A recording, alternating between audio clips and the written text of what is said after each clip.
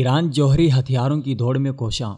ایران جوہری ہتھیاروں کی تیاری کے لیے دنیا کے مختلف ممالک سے کیمیائی ہتھیاروں میں استعمال ہونے والا یورینیم حاصل کرنے کی تگ و دو میں ہے۔ طاقت کے نشے میں دھت ایران کو خطرناک ہتھیاروں کی تیاری کے لیے امریکہ اور روس جیسے ممالک کی پشت پناہی حاصل ہے۔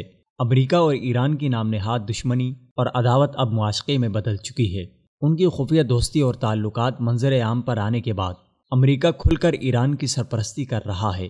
ایران کے جوہری توانائی کے ادارے کے سربراہ نے کہا ہے کہ ان کے ملک نے قازقستان سے آئندہ 3 سال کے دوران میں 950 ٹن یورینیم خریدنے کی درخواست کی ہے۔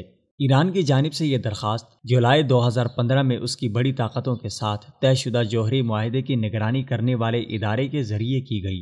ایران کی جوہری توانائی تنظیم کے سربراہ علی اکبر صالحی نے ایسنا نیوز ایجنسی کو بتایا ہے کہ یورینیم کی یہ خریداری آئندہ 3 سال میں مکمل ہوگی۔ اکبر صالحی نے مزید بتایا ہے کہ 650 ٹن یورینیم ملک میں 2 کھیپوں میں آئے گی اور 300 ٹن تیسرے سال میں ملک میں داخل ہوگی۔ صالحی کا کہنا ہے کہ yellow cake uranium hexafluoride gas میں تبدیل کیا جائے گا اور اس کو واپس قازقستان کو فروخت کیا جائے گا۔ یہ اس کی پہلی بین الاقوامی فروخت ہوگی۔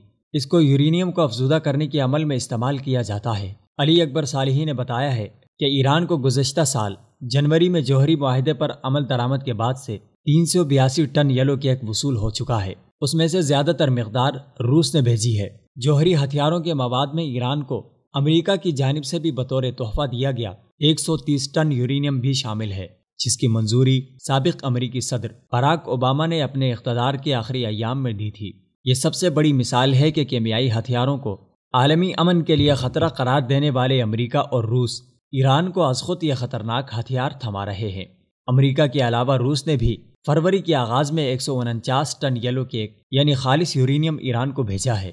اب اس کے بعد ایران نے قازقستان سے بھی یورینیم کی کھیپ حاصل کرنے کے بعد اپنے خطرناک عزائم اور دنیا کے امن و سکون کو تباہ کرنے کا عندیہ دیا ہے، کیونکہ ایران جوہری طاقت حاصل کرنے سے قبل ہی اپنے ارد گرد اتنی تباہی اور بدامنی پھیلا چکا ہے، تو طاقت کے حصول کے بعد ایران کس حد تک جا سکتا ہے، اس کا اندازہ شام و عراق کے محاذ پر ایران کی چنگیزیت کو شرما دینے والے کردار سے بخوبی لگایا جا سکتا ہے۔